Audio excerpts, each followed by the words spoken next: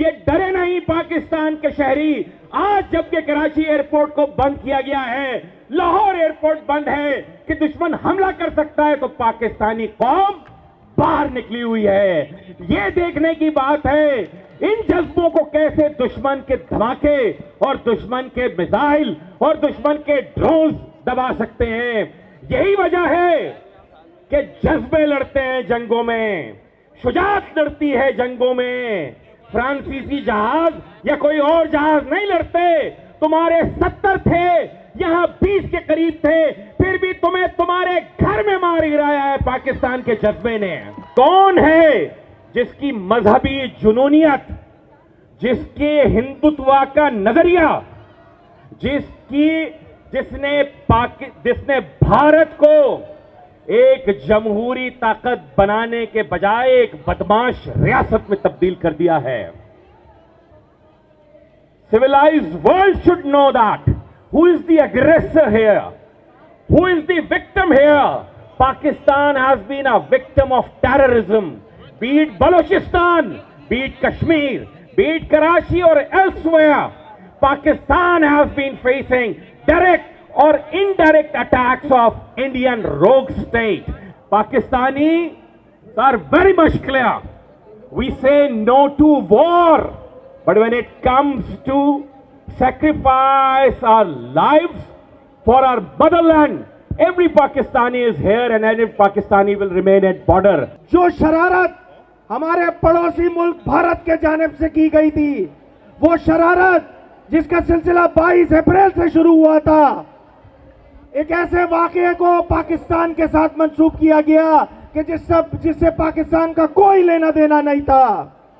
और आज ये जो हजारों की तादाद मेरी आंखों के सामने यहाँ लोग मौजूद है, हक परस्त अवाम मौजूद है, ये पैगाम देने आए हैं, ये पैगाम देने आए हैं। और वो पैगाम क्या है?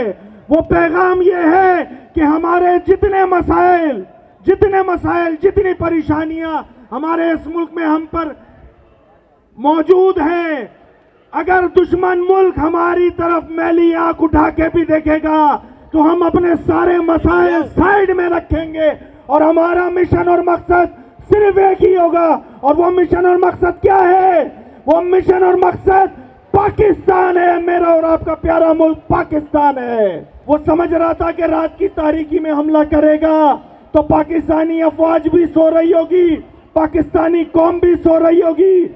उस रात की तारीकी में जो हमला किया भारत ने, उस शिद्दत पसंद मोदी सरकार और उसकी फौज ने, अल्हम्दुलिल्लाह पाकिस्तानी कौम भी जाग रही है, पाकिस्तानी फौज भी जाग रही है। और हमने क्या किया? हमने अपने सिर्फ दिफा का हक इस्तेमाल किया।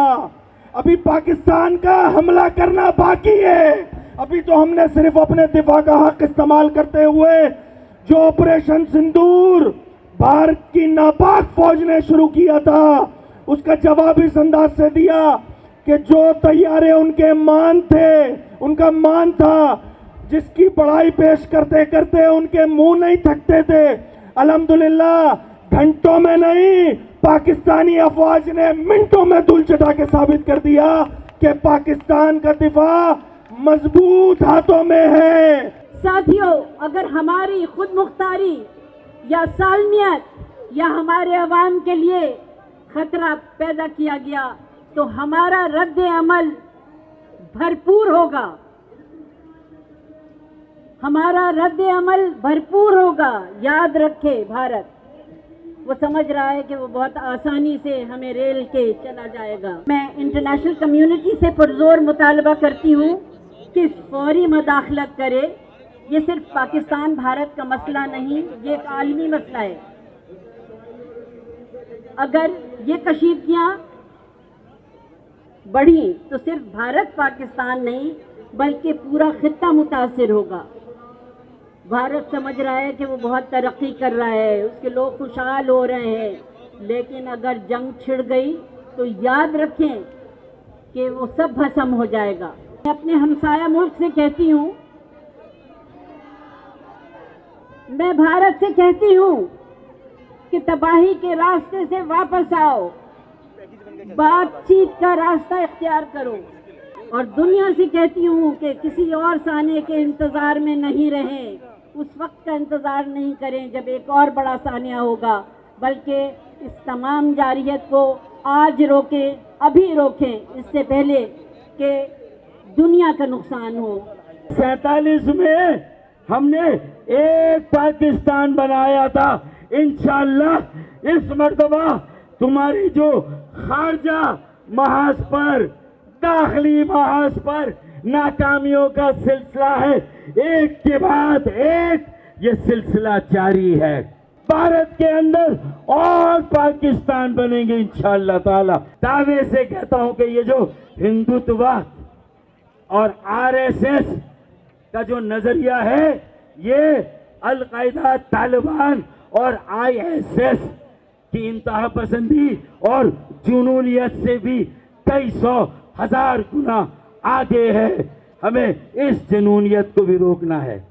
हर तरह की जुनूनियत, तशद्दुद, हम जंग के हामी नहीं, हम जंग के हामी नहीं, हम अमन पसंद सुलह जो हैं। लेकिन अगर हमें मजबूर किया गया, अभी हमने अपना हक के दिफा इस्तेमाल किया है, हमने हक के जवाब इस्तेमाल नहीं किया।